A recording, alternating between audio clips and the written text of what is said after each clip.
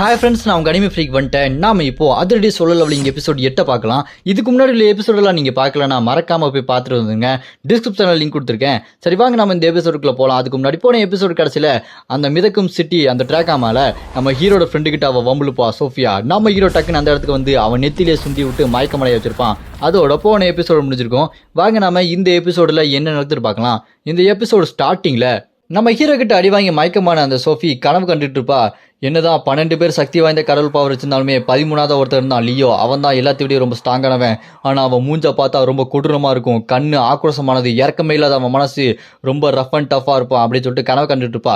அப்படியே கட் பண்ணா ஃப்ளாஷ்பேக் 20 வருஷத்துக்கு முன்னாடி அந்த ஆக்வா கில்டர்ஸ் அந்த கோட்டை இருக்கு.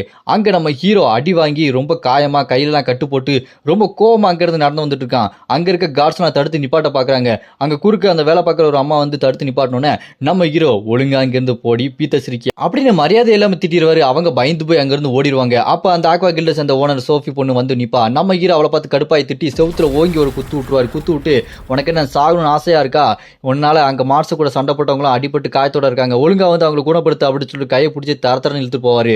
அவ கடுப்பாயி கையெல்லாம் தட்டி விட்டுட்டு பைத்தியக்கார நாயை ஏன்டா அப்படி பண்ணிட்டு இருக்க, உன் மேல பயங்கரமா நாருது, குளிச்சியா இல்லையா, அவனுங்க சண்டை போட்டாங்கன்னா சாவட்டும், அவனுக்காக நான் இதுக்கு வரணும் அப்படின்னு சொல்லிட்டு அவ கோமா பேசிட்டு இருப்பாளா. என்னது அப்படின்னு சொல்லிட்டு செவுட்லயே ஓங்கி சப்புன்னு ஒரு அரப்பா இருப்பாருங்க.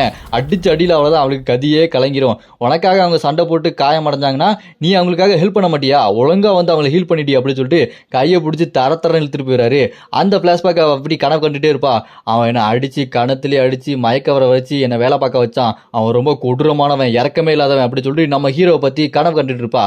அப்படியே கட் பண்ணா இந்த பக்கம் நம்ம ஹீரோ சேர்ல உட்காந்துட்டு அந்த சோஃபி பொண்ணை பார்த்துட்டு இருப்பாரு.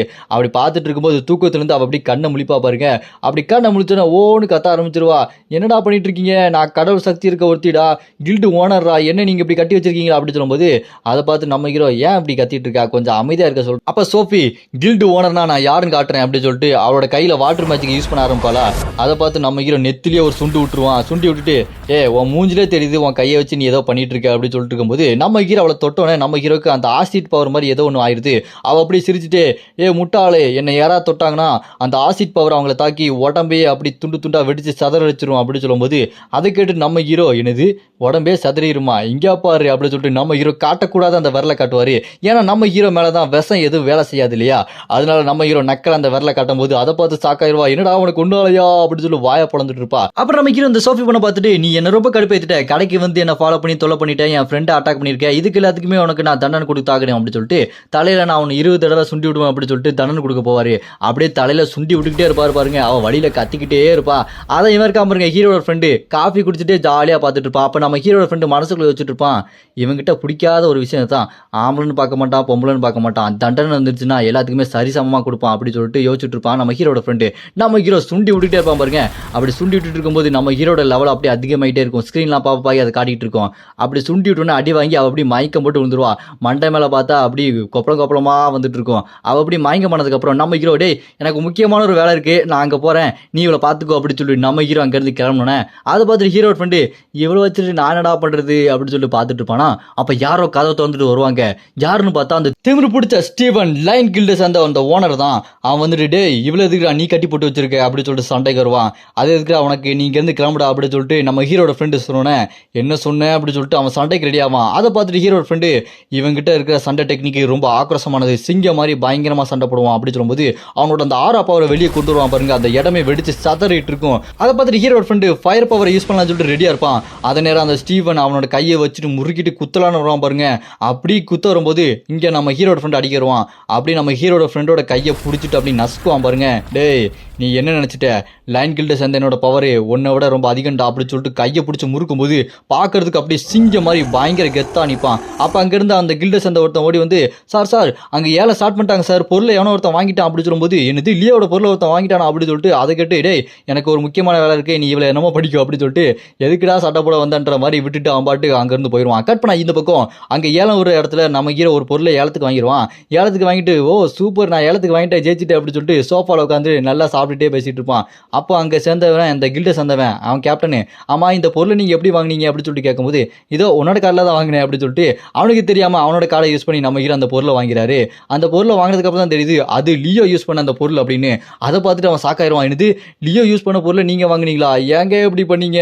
இந்த பொருளை வாங்குறதுக்காக லைன் கில்ட சேர்ந்த ஒருத்தன் பயங்கரமா வெயிட் பண்ணிட்டு இருக்கான். நீங்க என்னன்னா இதை பண்ணிட்டீங்களே அப்படின்னு சொல்லிட்டு பயந்துட்டு இருக்கும்போது, ஏன்டா இப்படி பயப்படுற அப்படின்னு சொல்லி நம்ம ஹீரோ பேசிட்டு இருப்பானா. அப்ப கதவை திறந்துட்டு நம்ம ஹீரோ வாங்கின அந்த பொருள் இருக்கு பாத்தீங்களா, ஏலத்துக்கு வாங்கினது, அதை கொண்டு ஒரு பொண்ணு வருவாங்க. அதை வாங்கிட்டு நம்ம ஹீரோ இந்த பொருள் சூப்பரா இருக்குல்ல அப்படின்னு சொல்லிட்டு அந்த நெக்லஸ் எடுத்து காட்டிட்டு இருப்பான். அதை பார்த்துட்டு அந்த கேப்டன், ஐயோ இது ஏங்க வாங்குனீங்க, இது அப்படியே அந்த லைன் கில்ட சேர்ந்தவன்ட்ட கொடுத்துணுங்க அப்படின்னு சொல்லிட்டு பயந்துட்டு இருப்பான்.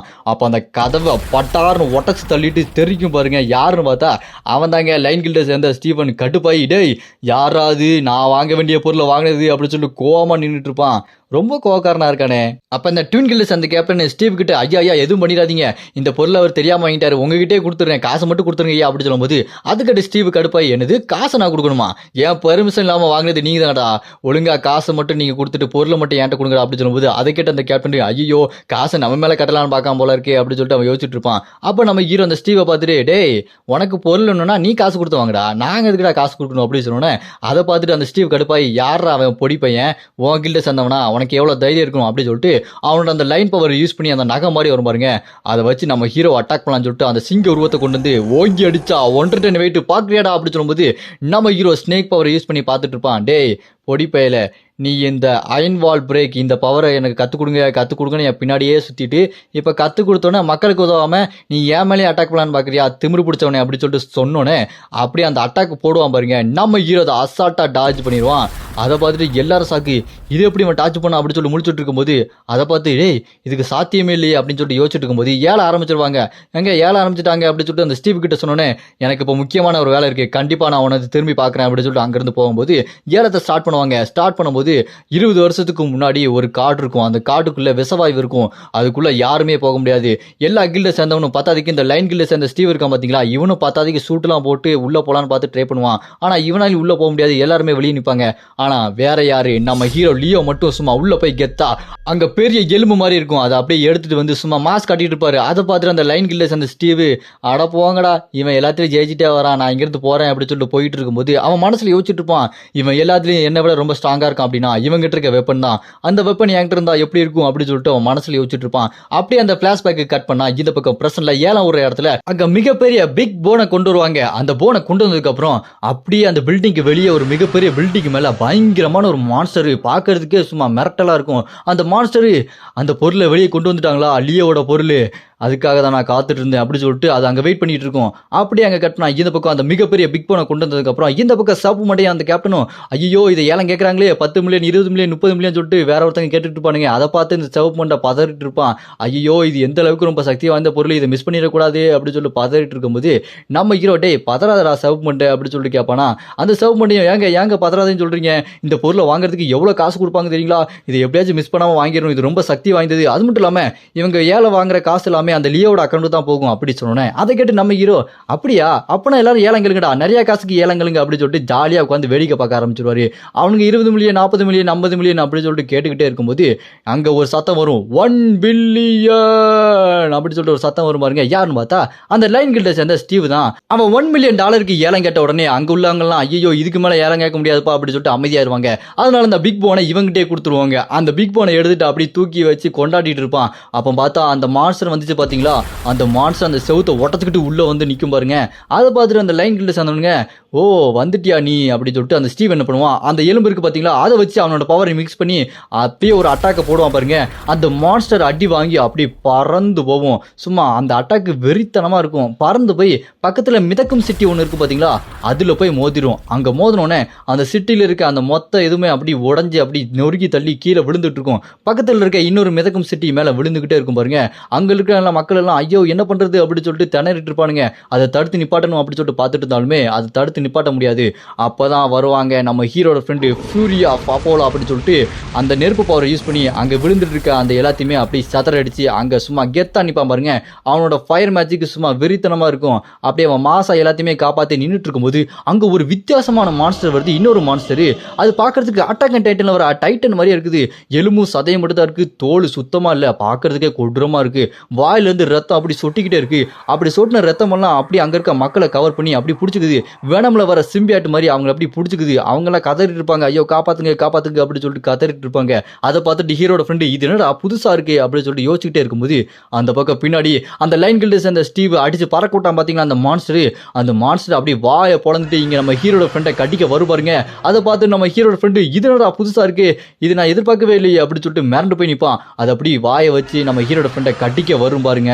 இதோட இந்த எபிசோட் இங்க முடியுது. இதுக்கப்புறம் என்ன ஆக போகுது, நம்ம ஹீரோட ஃப்ரெண்ட் அது என்ன பண்ண போகுது அப்படின்றத நம்ம அடுத்த எபிசோட்ல பார்க்கலாம். இன்னும் பயங்கரமான ஆக்ஷன்லாம் உங்களுக்காக காத்துட்டு இருக்கு, சூப்பர் சீன்லாம் வெயிட் பண்ணிட்டு இருக்கு, மிஸ் பண்ணாம பாருங்க.